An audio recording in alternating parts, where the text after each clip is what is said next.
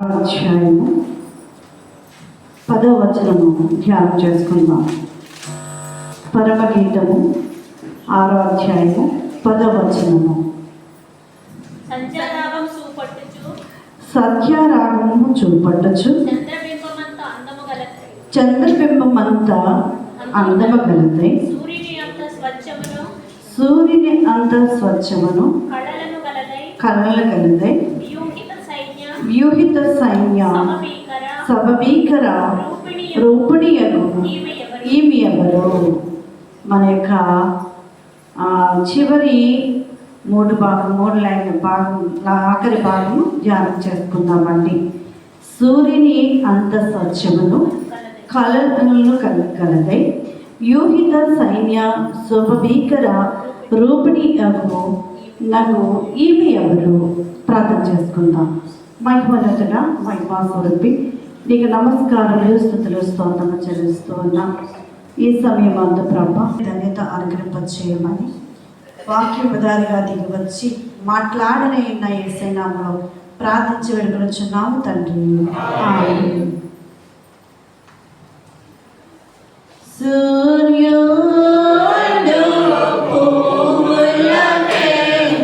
అందరూ పాడండి.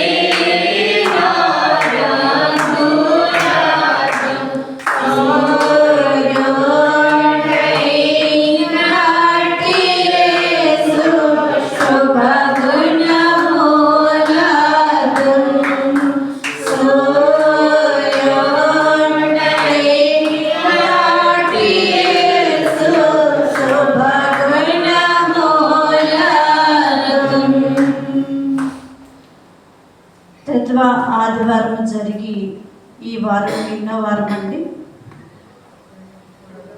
3వ వారం.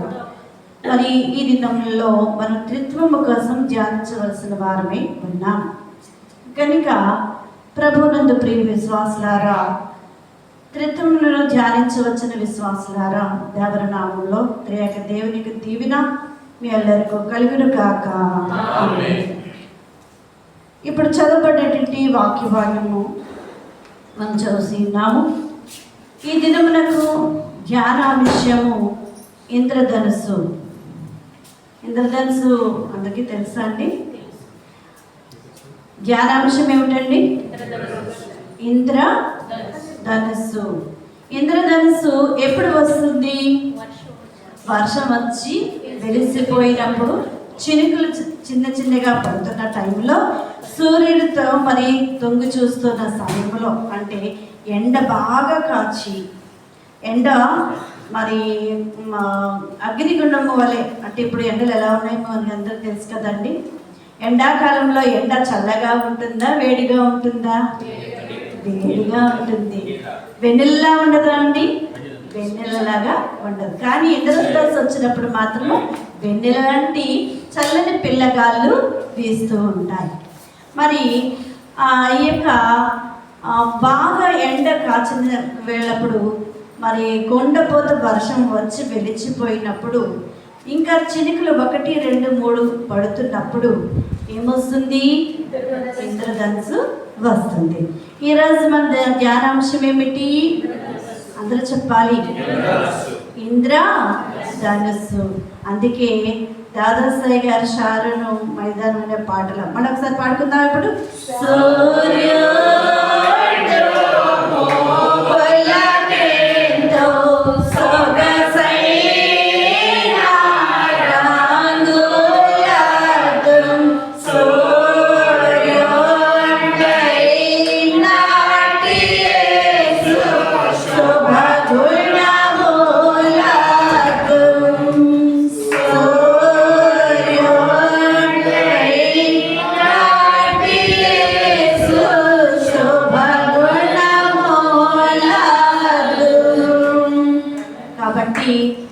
సూర్యుడు లేకపోతే ఏమవుతుంది? ఇక్కడ సూర్యుడు సొగసైన ఏమవుతుందండి? రంగులవుతుంది. మరి పువ్వులు పుష్పించాలన్నా, మనము మానవుడిగా ఆరోగ్యకరంగా ఉండాలన్నా ఏమి కావాలి? వెలుగు కావాలి. సూర్యుడు ఉండాలి. సూర్యుడు అంధకారమైన దినాలు ఎప్పుడు వస్తాయి? ప్రభువు మరణించినప్పుడు ఏమైందండి? చీకటి అయిపోయింది. ఎందుకంటే నన్ను సృష్టించిన దేవుడే మరణించినప్పుడు నేనెందుకు వెలుగునివ్వాలని దుఃఖముతో, అంటే బాధతో సృష్టి కూడా ఎవరికి వంచింది?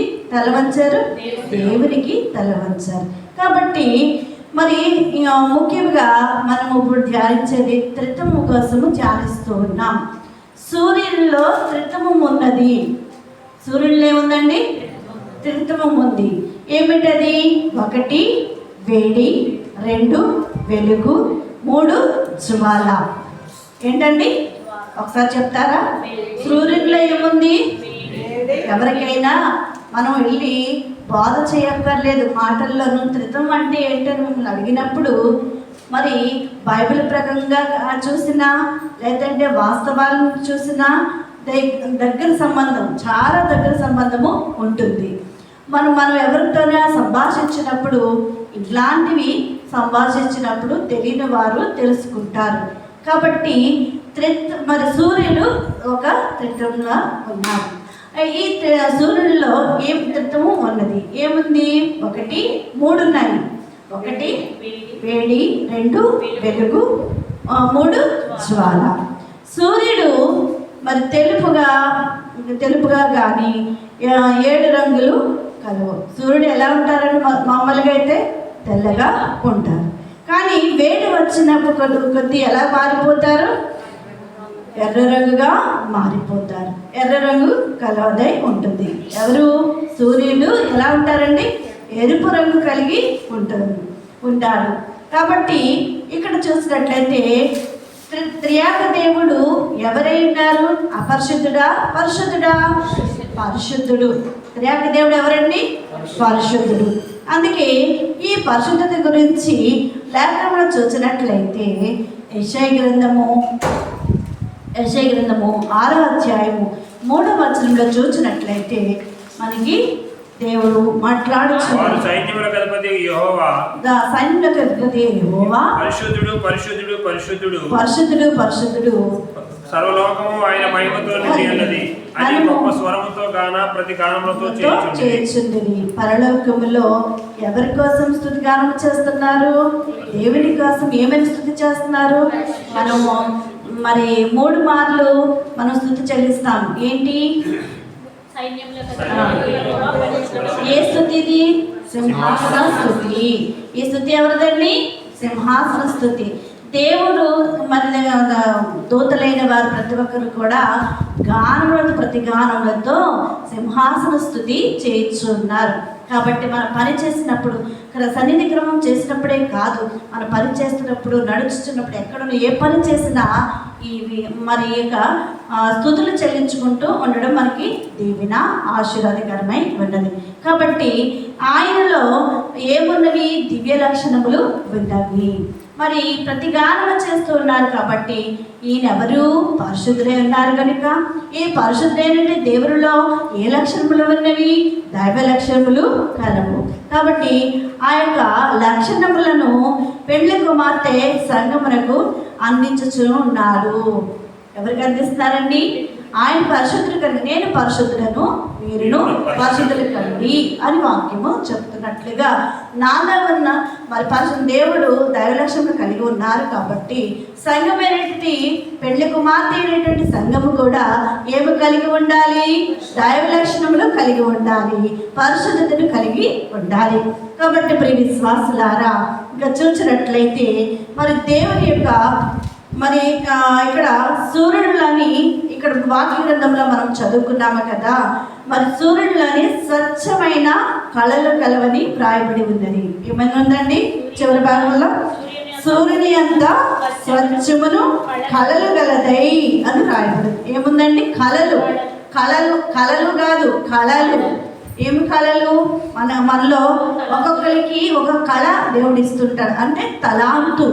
ఏ తలాంతు? ఒకరికి పాటలు పాడే తలాంతు, ఒకరు వాక్యం చెప్పే తలాంతు, ఒక మరి కళలు స్వభావం చెప్పే తలాంతు, ఒకరికి మరి దర్శనము పొందే తలాంతు దేవుడు మనకి ఇస్తూ ఉంటారు. కాబట్టి వీటిని ఎలా ఉండాలి? సానబెట్టాలా మూలన పెట్టాలా? సానబెట్టాలి. మరి ఏదైనా వస్తువు కొన్నప్పుడు, ఇనుప వస్తువు కొన్నప్పుడు మనము మూలను పెడితే అది ఏమవుతుంది? ఏం పడుతుందండి?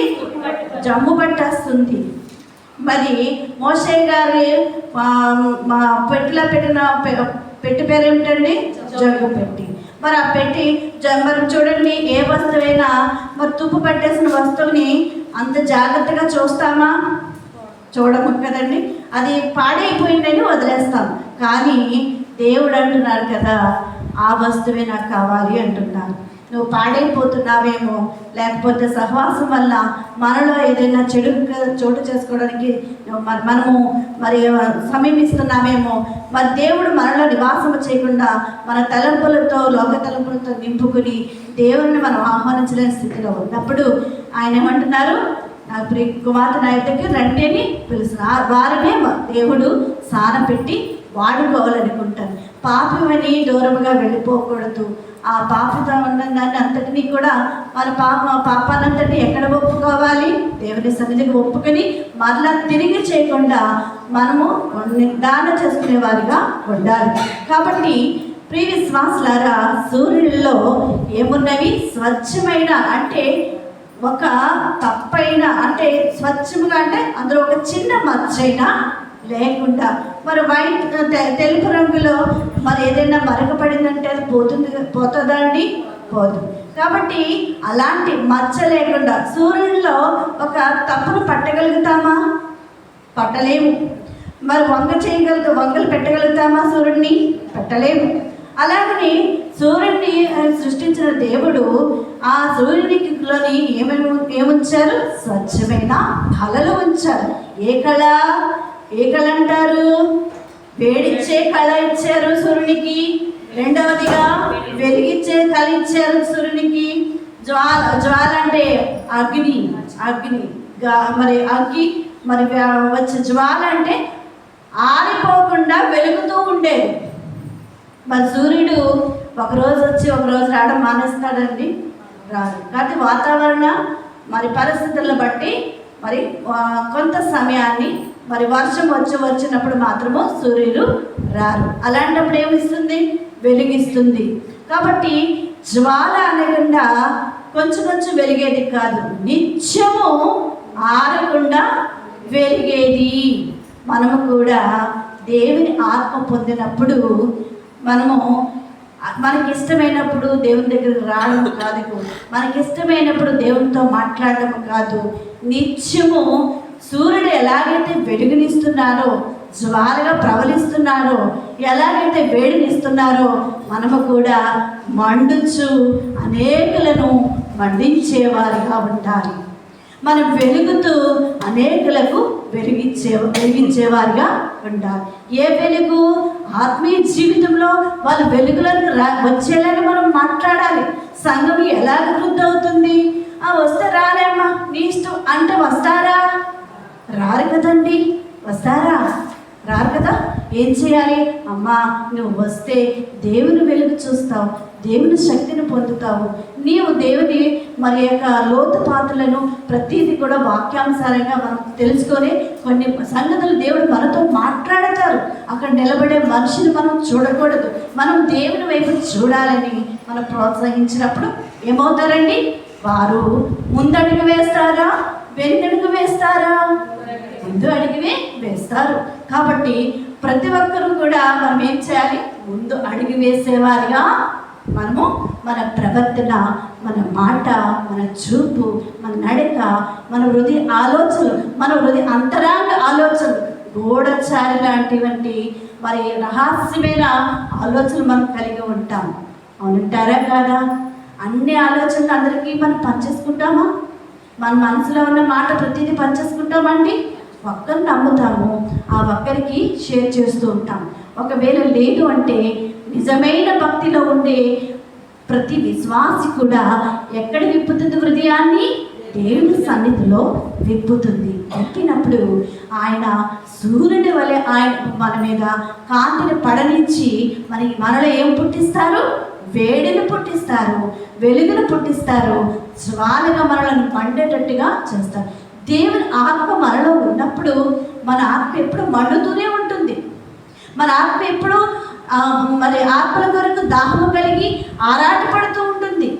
మనం నిద్రపోవాలన్నా నిద్ర రాదు.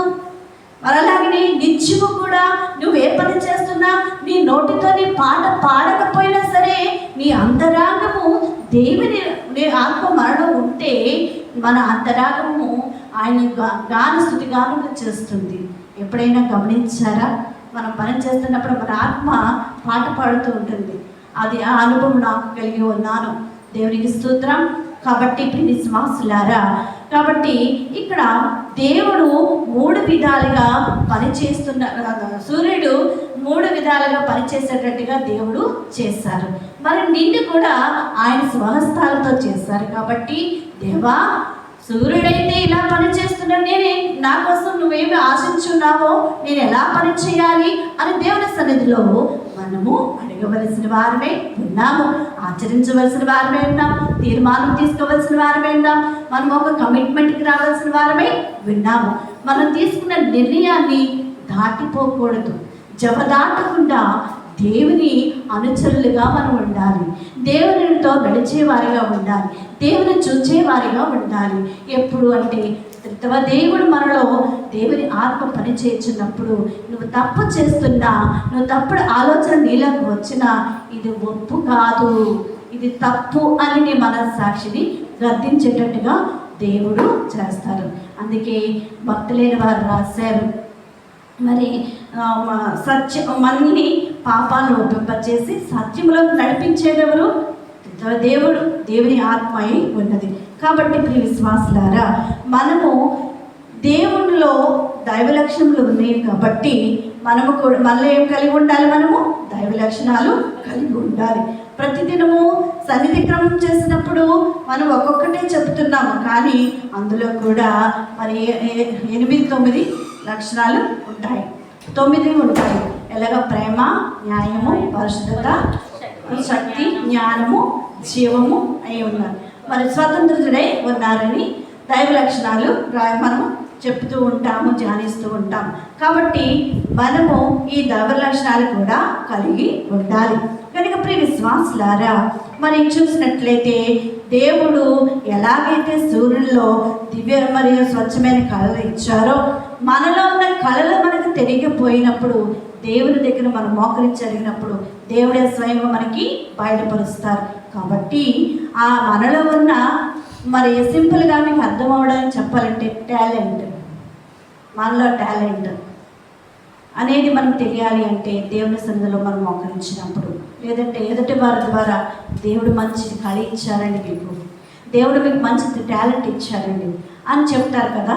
ఆ టాలెంట్ ఇచ్చినది ఎవరి కోసం ప్రయాసపడాలి? దేవుని కోసం మాత్రమే. ఇక్కడ సూర్యుని సృష్టించారు. ఆ సూర్యుడు తన స్వభావం కోసము, లేకపోతే ఇష్టం వచ్చినప్పుడు రావడము, కష్టమైనప్పుడు మానేయడం అనేది చేస్తున్నారా? మానవులు కాబట్టి మనకి ఇష్టమైతే వస్తాము, లేకపోతే కష్టం కలిగితే నేను రాను అని కూడా చెప్తూ ఉంటారు. మనుషుల వైపు కాదు కదా మనం చూసేది, దేవుని తట్టు చూడాలి. కాబట్టి మనకి ఇచ్చినటువంటి టాలెంట్ని దేవుని కోసము మనం వాడుకుందాము, సానబెట్టుకుందాము.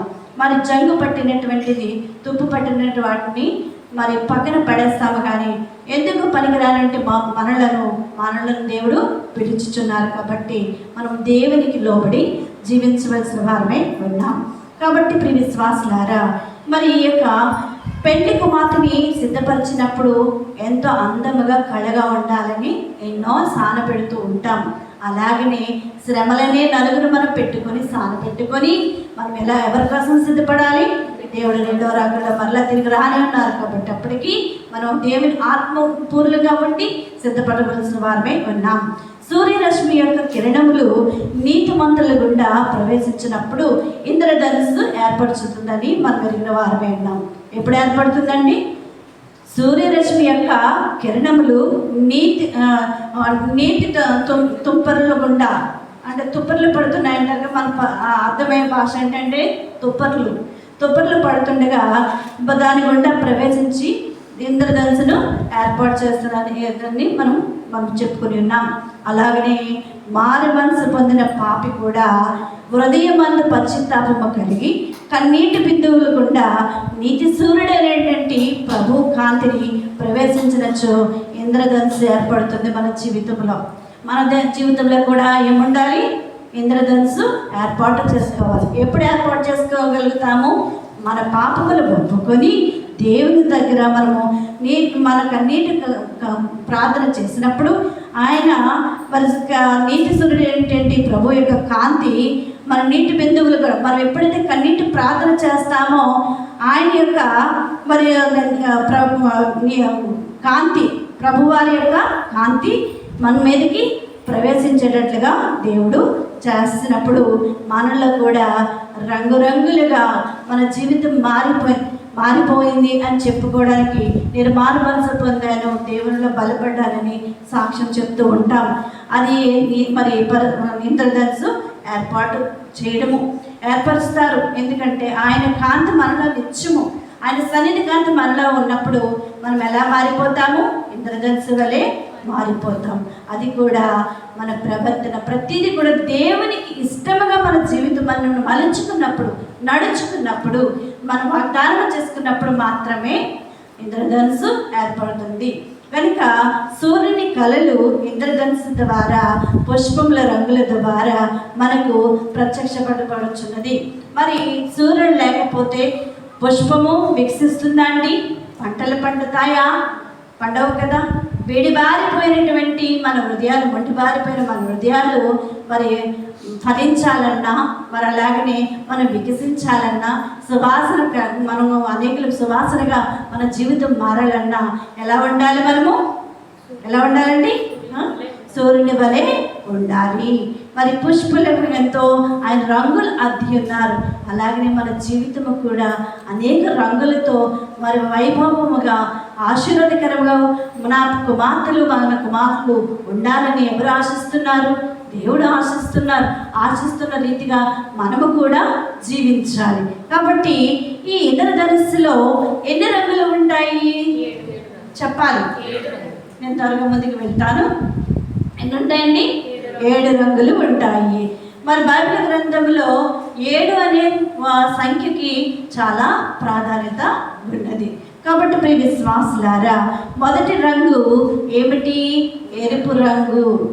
మొదటి రంగు ఏంటంటే ఎరుపు రంగు. ఎరుపు రంగు అనగా రక్షకుడు. చెప్పాలి. ఎరుపు రంగు అంటే ఎవరండి? రక్షకుడు. ఎందుకంటే ఆయన రక్తము చిందించి ప్రాణం పెట్టి ఉన్న తర్వాత ఆయన మన పాపమును క్షమించి మనము చనిపోవలసిన స్థానంలో ఆయన ఏమయ్యారండి? బలి అయ్యారు. గొర్రెపిల్ల వల్ల బలి అయ్యారు. ఆ బలి అయిన రక్తము వల్ల మనకేమొచ్చింది? రక్షణ వచ్చింది. ఆయన రక్షకుడు. కాబట్టి రక్తము చిందించకుండా పాప క్షమాపణ లేదు. కనుక మన పాప క్షమాపణ కొరకు యేసు ప్రభు గారు ఏమయ్యారు? రక్తము చిందించారు. ఆయన రక్తధారులను ఈ ఎరుపు రంగును గుర్తు చేస్తుంది. మరి సాదృశ్యమై ఉన్నది ఏంటండి? ఈ యొక్క ఎరుపు రంగు ఎవరికి సాదృశ్యమైంది? రక్తము చిందించినటువంటి యేసు రక్షకుడైనటువంటి యేసు ప్రభు వారికి సాదృశ్యమైంది. రక్షణకు గుర్తు శరీరము నుండి, అలాగనే సాతాను నుండి, లోకము నుండి విమోచించుట. ఏంటండి? లోకము నుండి. ఈ యొక్క ఎరుపు రంగు వేటి నుంచి మనల్ని విడుదల చేసింది? లోక శరీరము నుండి. అలాగనే రక్షణకు దేనికోసం మరి విడుదల చేశారు? రక్షణ కొరకు విడుదల దయచేశారు. మరి ఈ శరీరము నుండి, సాతాను నుండి, అలాగే లోకము నుండి విమోచన కలగడానికి రక్షకుడు మనకి మరి చూడండి రక్తము చిందించారు. రెండవదిగా చూసినట్లయితే మరి ఇంద్రధనుస్సులో రెండవ రంగు ఏమిటి? తెలుపు. ఏంటండి? మొదటి రంగు ఏంటి చెప్పండి? రెండవ రంగు ఏమిటి? తెలుపు. తెలుపు అనగా అర్థము దేనికి సాదృశ్యమైందంటే పరిశుద్ధతకు సాదృశ్యమైంది. ఆయన ఎవరండి? దేవుడు ఎవరు? పరిశుద్ధుడు, దైవ లక్షణం కలిగిన వాడు. కాబట్టి అపవిత్రతకు తావులేదు. పరిశుద్ధత ఎక్కడైతే ఉంటుందో అక్కడ అపవిత్రతకి తావు ఉంటుందంటారా? ఉండదు. ఎందుకంటే ఆయన పరిశుద్ధుడు కాబట్టి ఆయన మరి అపవిత్రత దరికి రాకుండా చేస్తారు. కాబట్టి లేఖనములుగా ఇక అపవిత్రతకు తావు ఉండదనే మాట లేఖనంలో చూసినట్లయితే లేవీ కాండము 19వ అధ్యాయము 2వ వచనము చూసిన, అలాగనే యెషయా గ్రంథము 6వ అధ్యాయము 3వ వచనము చూసిన మనకి మన దేవుడు మనతో మాట్లాడుతూ ఉన్నారు. లేవీ కాండము 19వ అధ్యాయము 2వ వచనము సహకరించండి. మీరు పరిశుద్ధులై ఉండవలెను, మీ దేవుడనైన యెహోవానగు యెహోవా నేను పరిశుద్ధుడై ఉన్నాను అంటున్నారు. ఆయన ఎలా ఉన్నారండి? పరిశుద్ధుడే ఉన్నారు కాబట్టి ఆయన కూడా ఏమని కోరుకుంటున్నారు? అలాగే వాస్తవానికి చూసినట్లయితే మనం తల్లిదండ్రులము, అందరం తల్లిదండ్రులమే కదండి. పెళ్ళి అయిన వివాహం అయిన తర్వాత అందరం ఏమవుతాము? తల్లిదండ్రులు అవుతాము. తల్లిదండ్రులు అయినప్పుడు బిడ్డలు కలిగినప్పుడు వాళ్ళ విషయంలో మనం ఏం కోరుకుంటాము? మా బిడ్డలు ఒక పరిశుద్ధంగా ఉండాలి, మంచి స్తోమత ఉండాలి, మంచి హోదాలో చదువు సంధ్యలు కలిగి ఒక ఆశ కలిగి ఉంటాము కదా. ఆశ నీవయ్యా, నా ఆశ నీవయ్యని భక్తులైన వారు రాశారు. మరి ప్రభు కూడా మన ఎంత ఆశపడంలో తప్పుందా? లేదండి. 100% కాదు. జీవిత కాలము, మన జీవిత కాలాన్ని మనం లెక్క పెట్టగలమా? వెలకట్టగలమా? అలాగనే ప్రభు యొక్క పరిశుద్ధత కూడా మనము వెలకట్టలేము కనుక ప్రభు వారు కూడా మనల్ని ఏమని కోరుకుంటున్నారు? పరిశుద్ధముగా ఉండాలని కోరుకుంటున్నారు. కాబట్టి ప్రియ విశ్వాసులారా, మరి హృదయమును శుద్ధి చేసుకొని పవిత్రపరచుకున్నట్టయ్యే మన హృదయము ఎలా మారిపోతుందంట? హిమము వలె తెల్లబడును. హిమము కంటే తెల్లగా మార్చివేస్తారు. ఎప్పుడు? దేవుని సన్నిధిలో మన హృదయమును భద్రపరచుకొని శుద్ధి చేసుకొని పవిత్రపరచుకున్నప్పుడు మన హృదయం ఎలా మారిపోతుందట? హిమము వలె తెల్లబడునని మరి యెషయా గ్రంథము 1వ అధ్యాయము 18వ వచనంలో వ్రాయబడి ఉన్నది. యెషయా గ్రంథము యెహోవా ఈ మాట సెలవిచ్చుచున్నాడు, రండి మన వివాదం తీర్చుకుందాము. మీ పాపములు రక్తము వలె ఎర్రనివైనను, అవి హిమము వలె తెల్లబడును. కెంపు వలె ఎర్రవైనను, అవి గొర్రెబొచ్చు వలె తెల్లని. చూడండి, ఈ వాక్యంలో స్వచ్ఛంగా విపులముగా దేవుడు మాట్లాడుచున్నారు. మన పాపములు ఎంత ఘోరమైనప్పటికీ కూడా మన పాపములు దేవుని దగ్గర ఒప్పుకున్నప్పుడు ఆయన రక్తం వల్ల మన పాపములు కడగబడి ఎలా మారిపోతున్నామండి? హిమము కంటే తెల్లగా మారుతున్నాం. మూడవదిగా చూసినట్లయితే ఇంద్రధనుస్సులో 3వ రంగు వైలెట్. ఏంటండి? వంకాయ తెలుసు కదండి అందరికీ. వంగ పువ్వు రంగు అందరికి అర్థం అవ్వాలంటే వైలెట్ అంటే వంగ పువ్వు రంగు. ఈ యొక్క వంగ పువ్వు రంగు దేనికి సాదృశ్యమైందంటే సజీవుడు. ఈ వంగ పువ్వు రంగు దేనికి సాదృశ్యమైంది? సజీవుడని అర్థము. కాబట్టి శరీర రక్తముల రంగు పాప నైజము పోగొట్టుకొని మహిమదేహముగా మార్చుట. దేవుడు ఎలా మారుస్తున్నారండి? శరీర రక్తముల రంగు పాప నైజము, పాపముతో కూడింది అయినప్పటికీ కూడా పాప నైజమును పోగొట్టి వేసి మరి మన దేహం ఎలా మార్చివేస్తున్నారు? మహిమ దేహముగా మార్చునని వాక్య గ్రంథము చెప్తున్నారు. ఆరోహణ బలమిచ్చును. ఈ యొక్క మరి దేహము ఇలాగా మహిమ దేహముగా మారినప్పుడు మనం ఎలా మారుతామండి? మనం ఏం పొందుతాము? ఆరోహణ బలము పొందుతాము. మనం బలహీనంగా అయిపోతే ఏదైనా పని చేయగలమా? చేయలేము. బలం ఎవరిస్తారు? దేవుడే ఇవ్వాలి. కనుక మనం బలం పొందుకోవాలంటే ఏం చేయాలి? మన పాప నైజమును విడిచిపెట్టాలి, పోగొట్టుకోవాలి. అప్పుడు దేవుడు మనలను ఎలా మారుస్తారు? దేహము మరి ఎలా మహిమగ దేహముగా మార్చివేస్తారు. ఆరోహణ బలాన్ని మనకి ఇస్తారు. ఒకవేళ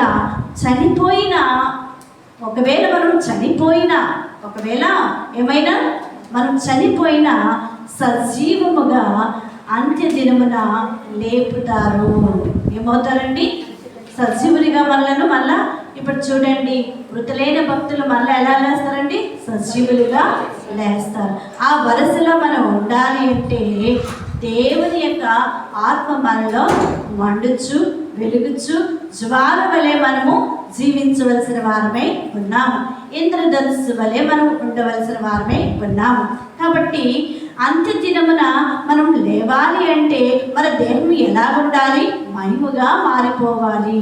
మనము సజీవులు ఎప్పుడైతే మహిమగా మారిపోతామో మనం ఎలా ఉంటాము? ఏ వరుసలో ఉంటాము? సజీవుల వరుసలో ఉంటాము. మనము సజీవులై ఉంటాము. మరి 4వదిగా ఇంద్రధనుస్సులో 4వ రంగు నీలము. ఏంటండి? స్కై బ్లూ రంగు అంటూ ఉంటారు కదా, చాలామంది ఇష్టపడతారు. మరి నీలము, ఈ నీలము మరి దేనికి అర్థము అంటే సాదృశ్యం ఏంటంటే రాజులకు రాజు. ఏంటండి? నీలము ఎప్పుడు కూడా ఎవరికి సాదృశ్యమైంది? రాజులకు రాజు. మన దేవుడు రాజు. ఆయన ఎవరండి? రాజు, రాజులకు రాజు. కాబట్టి ఆయన రక్తం వల్ల మనలను రక్షించారు. కాబట్టి ఆయన నా రక్తంతో మిమ్మల్ని నేను సంపాదించుకున్నానని వాక్యంలో రాయబడి ఉంది. కనుక ఆయన బిడ్డలు వినండి, మనము కూడా ఎవరము? రాజు. దేవా రాజా పుత్రులమై తేజరిల్లు రాము, దేవా పుత్ర స్వాతంత్రముతో దేవుని చేరుదాము, దేవుని చేరుదాము, దేవుని చేరుదాము. దేవా రాజా పుత్రులమై తేజరిల్లు రాము.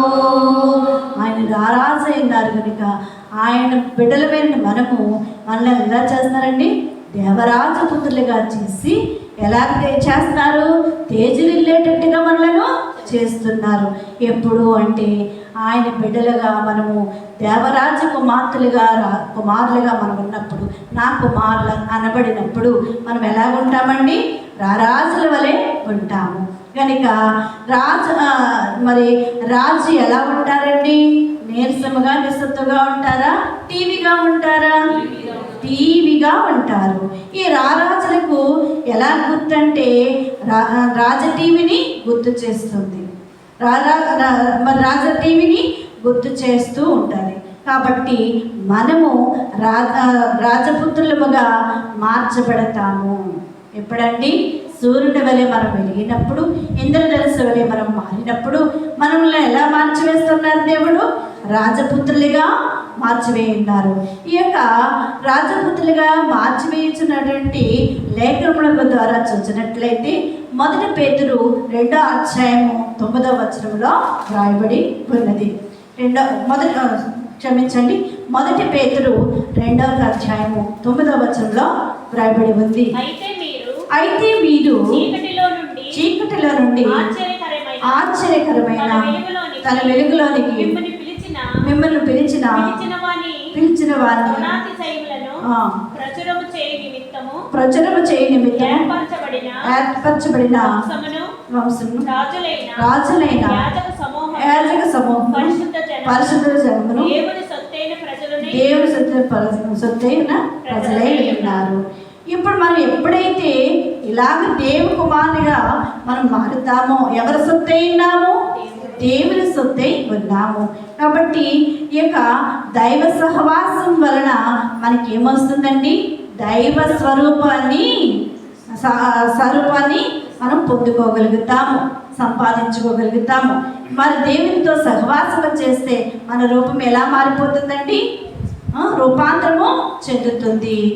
దేవుని సహవాసం వల్ల దైవ స్వరూపాన్ని మనము పొందుకుంటాం. ఒకరితో మాట్లాడినప్పుడు మనం ముఖ కవలికల్లోనే మనం దైవికంగా ఉన్నామా లేదని కూడా కళ్ళ ద్వారా చెప్పచ్చు. ఎందుకంటే తప్పు చేసేవారు ఎప్పుడు తడబడుతూ ఉంటారు. పాపము చేసేవారు కూడా మరుగుగా ఉంటారు. ఏది స్వచ్ఛముగా మాట్లాడరు. సూర్యుని వలె వెలగాలి అంటే విశ్వాసిగా, యాజకునిగా ఉండాలి అంటే సూర్యుని వలె మనము వెలగాలి. ఆయన మనం వెలుగుతూ వెలిగించాలి, మండిస్తూ ఉండాలి. అలా ఉన్నప్పుడు మనం ఎలా మారిపోతాము? దేవుని స్వరూపంలోకి మారిపోతాము. మనం దేవుని స్వరూపంలోకి మారాలి. ఇంకెంతకాలము ఈ లోక రంగులు పూసుకుంటాం, ఈ లోకముతో సహవాసము చేస్తూ సరదాలకి మన శరీరాన్ని, మన సమస్తాన్ని, సమయాన్ని వ్యర్థం చేసుకుంటాం. సమర్పణ చేయు ప్రభువునకు దేహము ధనము సమయమును, సమర్పణ చేయు ప్రభువునకు దేహము ధనము సమయము. చాలు. నీ ధనము, నువ్వు కష్టపడే ప్రతి కష్టము కూడా ఎవరి కోసం ఉపయోగించాలి? దేవుని కొరకే. వ్యర్థమైన కోసము ఉపయోగించకూడదు, వాడకూడదు. ఏమి చేయాలి? మన సమయం అంతా ఎవరి కోసం చేయాలి? ఇవ్వాలి, దేవునికి ఇవ్వాలి. అలా ఇచ్చినప్పుడు మన రూపం ఎలా మారిపోతుంది? దైవ స్వరూపముగా మార్చుతారు దేవుడు. అలాగనే మరి ఇంకా చూసినట్లయితే ఇంద్రధనుస్సులోని యొక్క 5వ రంగు ఆరెంజ్.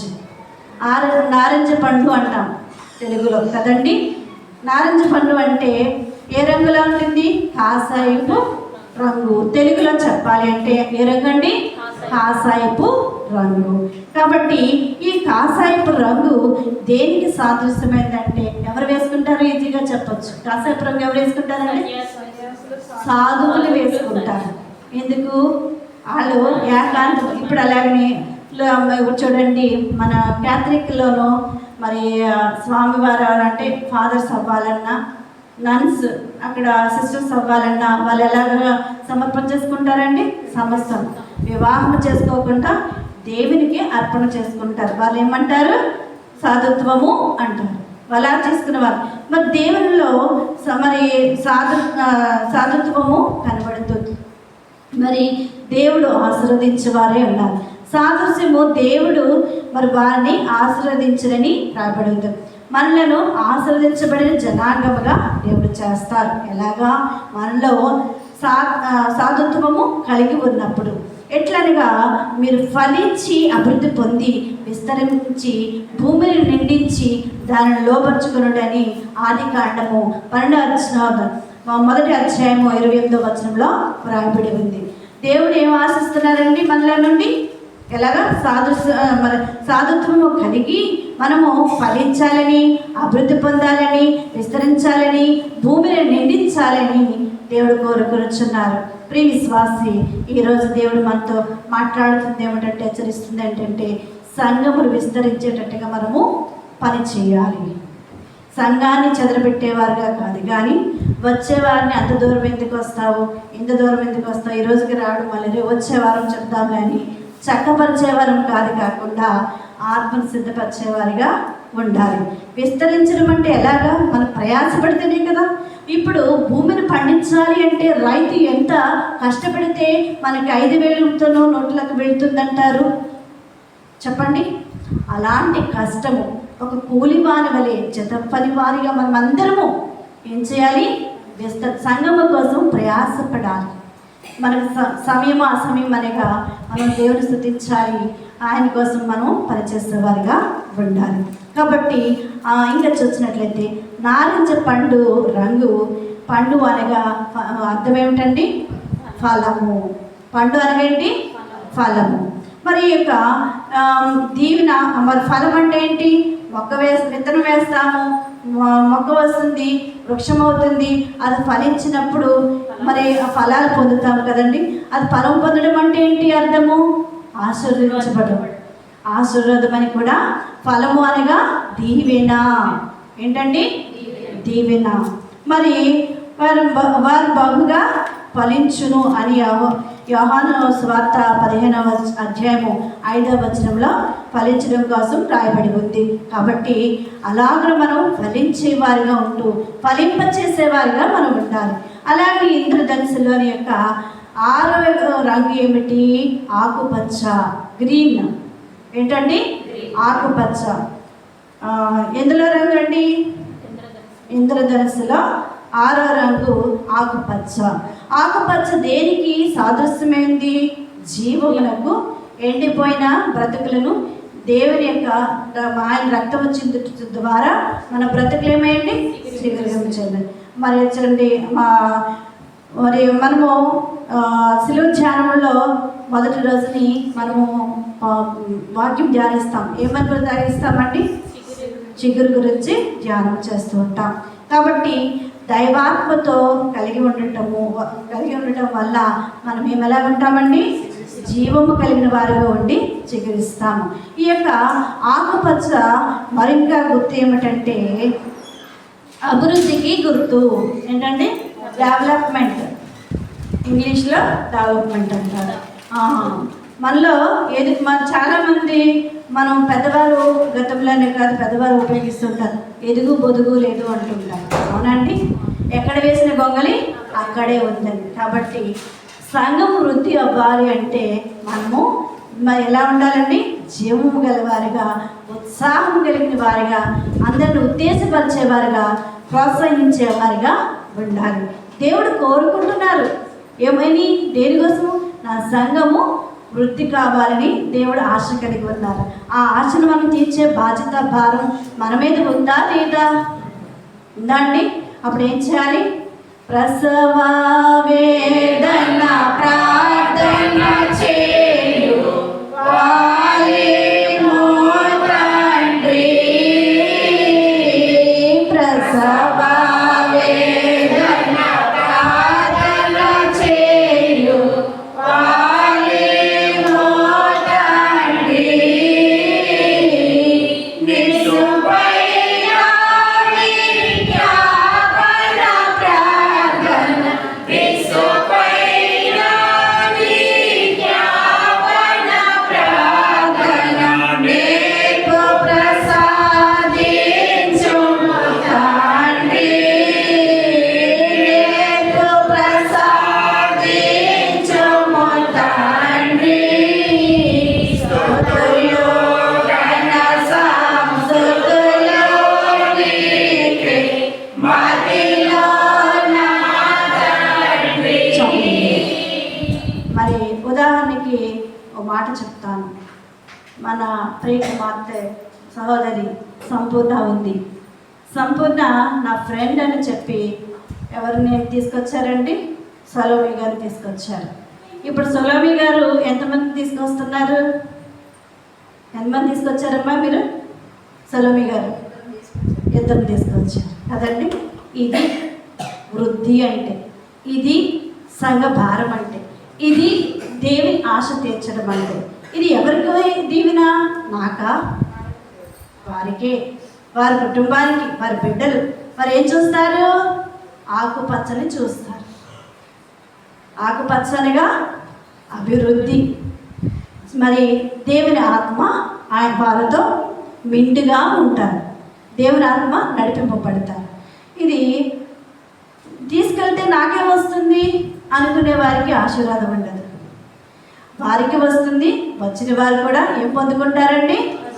వారి కుటుంబంలో వృద్ధిని చూస్తారు, ఆశీర్వాదాన్ని చూస్తారు. ఎవరు మోసుకెళ్తున్నారు? నేనా? ఎవరైతే వస్తారో వారు మోసుకుని వెళ్తారు. కాబట్టి మన భారము బాధ్యత ఏమిటి? మరి సంపూర్ణలాగా, సలోమిలాగా మనము అందరం కూడా ఏం చేయాలండి? క్రొత్త వారి కోసం విజ్ఞాపన ప్రార్థన చేయాలి. ఈ వృద్ధులు కావాలి అంటే ఏం చేయాలి? మనం మాటతో పాటు మొదట ఏమి చేయాలి? విజ్ఞాపన ప్రార్థన, విజ్ఞాపన కర్తలుగా మనము ఉండాలి. దేవునికి సిఫారసు చేసేవారిగా ఉండాలి. ఒక అధికారి దగ్గరికి వెళ్ళాలి అంటే మధ్యలో ఎవరుంటారండి? ఎవరొకరు ఉంటారు కదండి. మరి ఇప్పుడు ముక్తాపులు కానీ ఇక్కడ కొన్ని ఆఫీసులు ఉంటాయి, నాకు తెలీదు. ఆ వెళ్ళాలి అంటే డైరెక్ట్గా మీరు వెళ్ళిపోగలుగుతామా? కాదు కదండి. అందుకే మోకరించి ప్రార్థన చేసినప్పుడు దేవదూతలట మోసుకుని దేవుని దగ్గరికి తీసుకుని వెళ్తారు. మనం నోరు విప్పకుండా మనం అన్నీ పొందుకోవాలి అంటే పని జరగదు. కష్టపడకుండా మనకి భోజనం ఉంటుందా? కష్టే ఫలం. అందుకే మనం ఏం చేయాలండి? కష్టపడాలి. ఏం చేయాలి? కష్టపడాలి. కష్టపడితే ఏముంటుంది? ఆశీర్వాదము ఉంటుంది. కాబట్టి మన అభివృద్ధిని చూడాలి అంటే ఏం చేయాలి? విజ్ఞాపనకర్తలుగా ఉండాలి, ప్రార్థన చేయాలి, ప్రయాసపడాలి, ప్రోత్సహించాలి, సహకరించాలి. మీకు వీలైనప్పుడు మరి తెలియపరిచి పలానా చోటకి వెళ్తున్నాము వారిని దర్శించడానికని చెప్పి మనకి దేవుడంటూ ఒక అధికారిగా మనకు ఉన్నారు. కాబట్టి మన మధ్యన ఎవరినొకరిని నడిపించే వారిని పెడుతూ ఉంటారు. వారికి అందరితో ఆలోచన చేసి మనం ఏం చేయాలి? పరిచర్య చేయాలి. సమయం ఉన్నప్పుడు ప్రతి ఒక్కరికి కూడా మరి వెళ్ళడానికి వీలు పడుతుంది. కాబట్టి ఇక్కడ మరి ఫోన్ చేసి ప్రోత్సహించాలి, సహకరించవలసిన వారమే, దేవుని బాధ్యత భారం తీసుకోవాల్సిన వారమే ఉన్నారని నేను తెలియజేస్తూ ఉన్నాను. కాబట్టి ప్రియ విశ్వాసులారా, అభివృద్ధి పొంది విస్తరించాలని దేవుడు ఆశపడతారు. కాబట్టి సంఘ అభివృద్ధి విస్తరణ కోసం మనము పాటుపడవలసిన వారమే విన్నాం. ఫలభరితమైన జీవితం మన ఆత్మీయంగాను శారీరకంగా కూడా దేవుడు ఆశీర్వదించడానికి సిద్ధంగా ఉన్నారు. మనం అందుకోవడానికి సిద్ధంగా ఉండవలసిన వారు విన్నామని తెలియజేస్తున్నాను. అలాగనే చివరిగా ఇంద్రధనుస్సులోని ఆఖరి రంగు ఏంటండి? పసుపు. పసుపు దేనికి సాదృశ్యం అంటే పెండ్లి కుమారునికి సౌభాగ్యములకు సాదృశ్యమైనది, పెండ్లి కుమారునికి సాదృశ్యమైనది.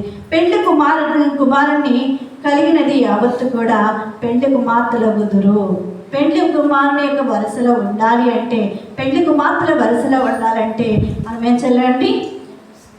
మరి శ్రమలనే నలుగును అందించాలి.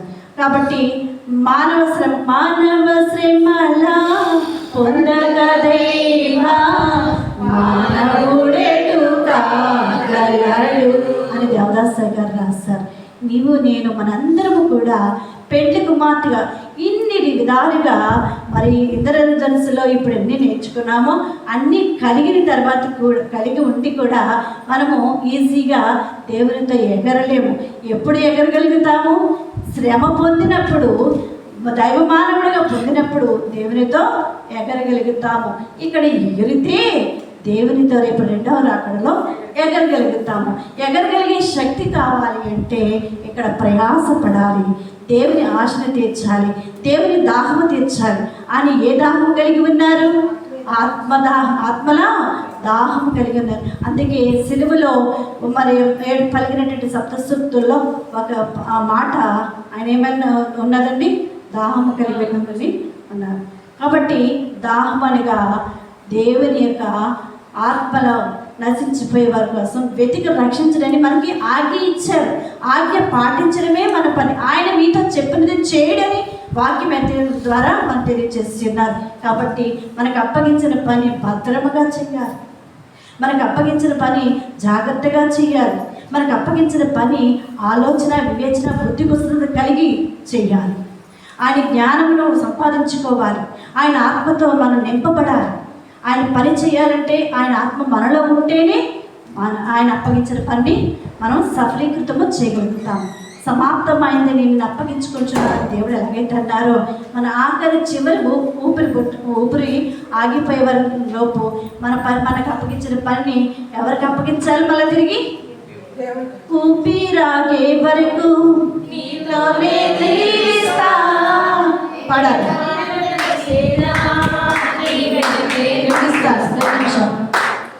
ఊపిరాగే వరకు జీవిస్తా,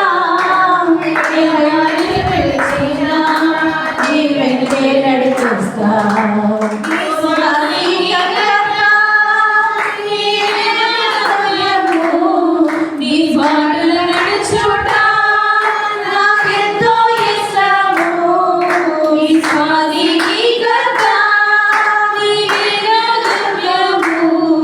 నీ బాట నడుచుట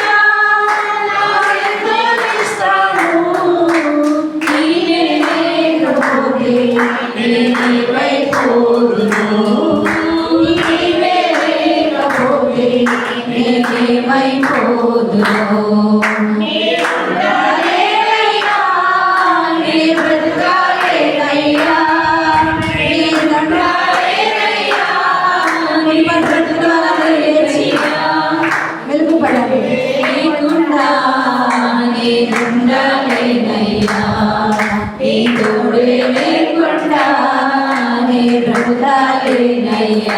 ఎలా ఉండాలి అనుక్షణము? యేసయ్యా నువ్వు లేకపోతే నేను లేనయ్యా, నేను ఉండలేనయ్యా, నువ్వు నాతో ఉంటేనే, నీతోనే నడుస్తాను. నీ నా ఊపిరి ఆగిపోయే వరకు ఎవరి కోసం పనిచేయాలి? దేవుని కోసం పనిచేయాలి. అందుకే పెళ్లి కుమార్తెగా సిద్ధపడాలంటే మరి నా జీవితం నీకు అంకితమనే పాట కూడా రాయబడి ఉంది.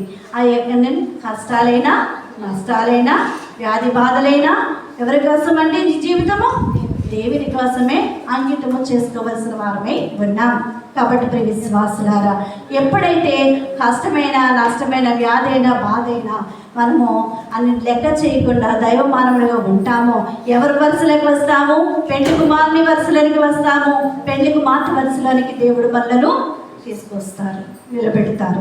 కాబట్టి ప్రియ విశ్వాసులారా, పెళ్లి కుమార్తెకు గుట్టు మట్టు ఉండాలి. ఏముండాలండి? ఏముండాలండి?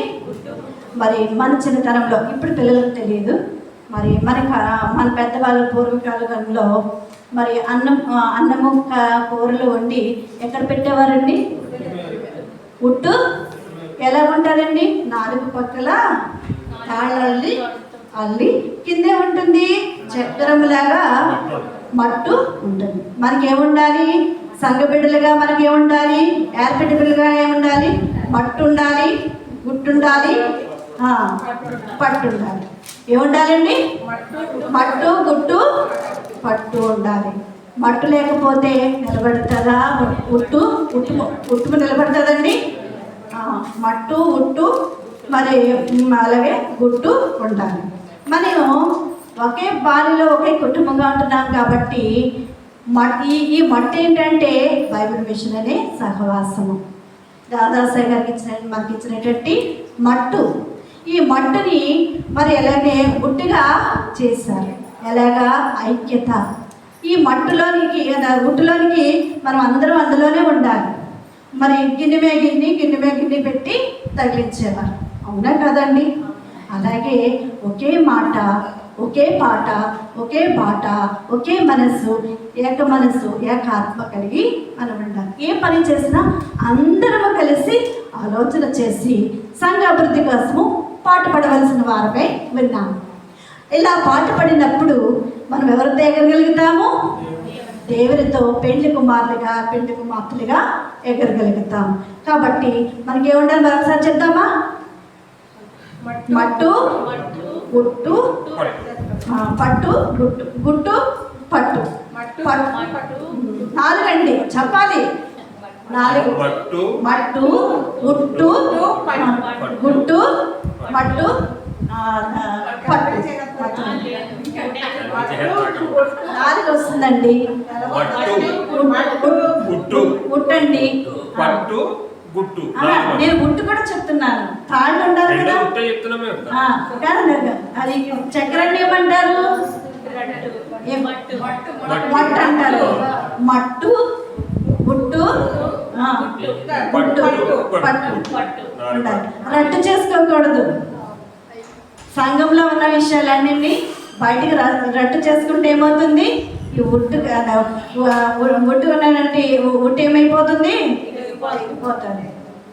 మరి వివాహం జరిగినప్పుడు ఎన్ని ముళ్ళు వేస్తారు? పురుషులేని వారు 3 ముళ్ళు వేస్తారు.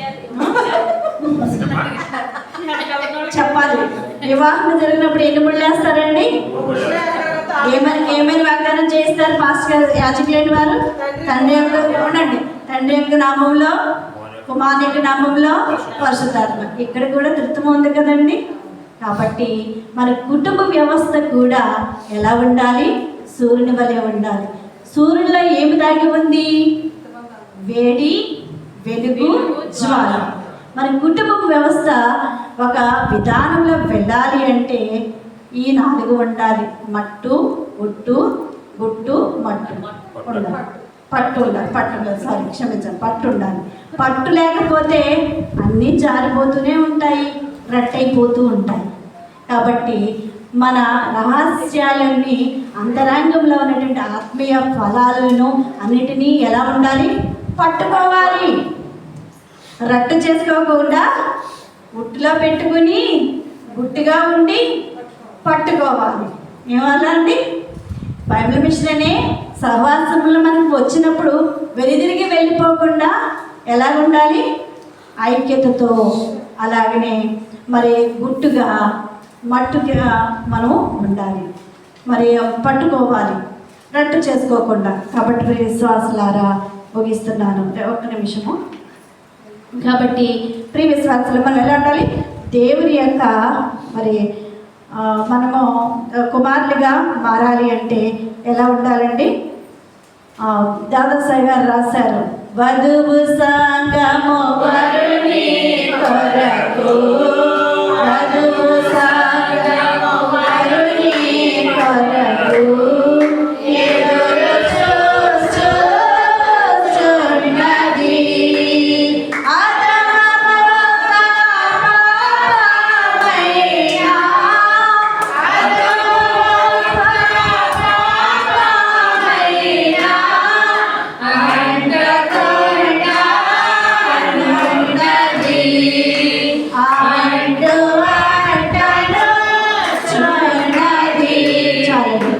పెళ్లి కుమార్తె వరస అంటే పురుషులకు సంబంధించినది కాదు. పురుషులు కూడా పెళ్లి కుమార్తెగా సిద్ధపడాలి.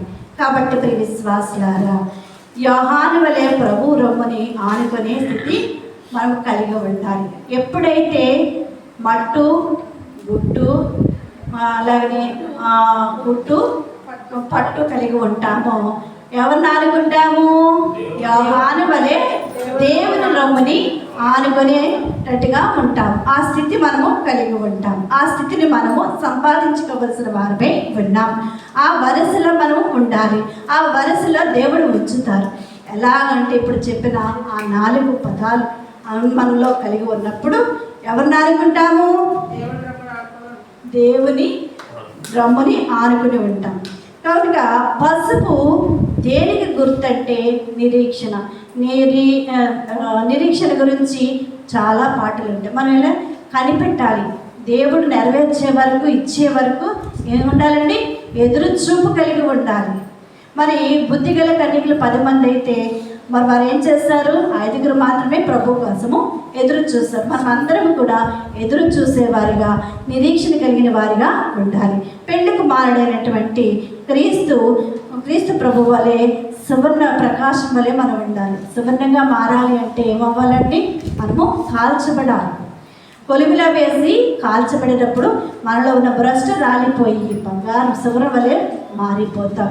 కాబట్టి మరి మనము పెళ్లి కుమార్తెలుగా మనం వరుసలో ఉండాలి అంటే పెళ్లి కుమారుడు అంటే యేసుక్రీస్తు ప్రభు వలె సువర్ణ ప్రకాశం వలె మరి ప్రకాశింప చేసేవారు ఉన్నారు. కాబట్టి అట్టి మరి సువర్ణ ప్రకాశం వల్లే మనందరినీ ప్రకాశింపచేసి మరి రెండవ రాకడలో ఎగరగలిగే కృపా భాగ్యము త్రిత్వ దేవుడు మనందరికీ అనుగ్రహించును గాక. ప్రార్థన చేసుకుందాం. మహిమనుతుడా, మహిమ స్వరూపిణి నమస్కారం. ఇంతవరకు ఇంద్రధనుసులో ఉన్నటువంటి మర్మములను నేను నీలో ఇంద్రధనుసులో ఉన్నటువంటి నీ త్రిత్వమును ధ్యానించే భాగ్యం ఇచ్చారు.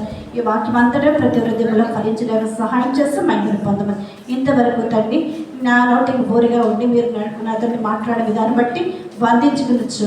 ఆయన వడ్డరికర్తగా దిగి వచ్చి వడ్డించినటువంటి యేసయ్య నామములో ప్రార్థించి వేడుకొచ్చున్నాం తండ్రి. మరి ఇంతవరకు సృష్టిగా వినండి మీ అందరికీ నా కృతజ్ఞత వందనాలు. మరణాత. అందరూ లేచి నిలబడినట్లయితే మనము